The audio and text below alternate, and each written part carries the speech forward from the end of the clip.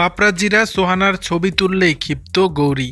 গৌরীর মা এখনও দিল্লিতেই থাকেন, যে কারণে এই শহরে নিয়মিত যাতায়াত করা হয় শাহরুখ পত্নীর। সম্প্রতি কন্যা সোহানাকে নিয়ে বাপের বাড়ি গিয়েছিলেন গৌরী খান। জরুরি কাজও ছিল সেখানে। মুম্বাই ফেরার বিমান ধরার আগে বন্দরে পাপরাজ্জিদের ক্যামেরায় ধরা দেন তারকা পত্নী ও তার সন্তান। তবে এদিন গৌরী চাইছিলেন না সোহানার ছবি কেউ তুলুক। তাকে আড়াল করার চেষ্টা করে গেছেন ক্রমাগত। দিল্লি বিমানবন্দরে ডেনিমের প্যান্ট, সাদা টপ, স্টাইলিশ সাদা জ্যাকেটে দেখা যায় গৌরীকে। ক্যাজুয়াল পোশাকে ছিলেন সোহানাও। তাদের দুজনের চোখেই ছিল কালো রোদ চশমা। মা মেয়েকে দেখা মাত্রই তাদের ভিডিও তুলতে এগিয়ে আসে পাপরাজ্জিদের দল। খানিক অপ্রস্তুত হয়ে পড়েন গৌরী। কন্যাকে আড়াল করতে থাকেন। তারা চাইছিলেন না কেউ ছবি তুলুক, কিন্তু তেমনটা হয়নি।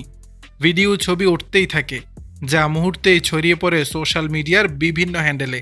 দর্শক, বিষয়টি নিয়ে আপনাদের মতামত জানাবেন নিচের কমেন্ট বক্সে।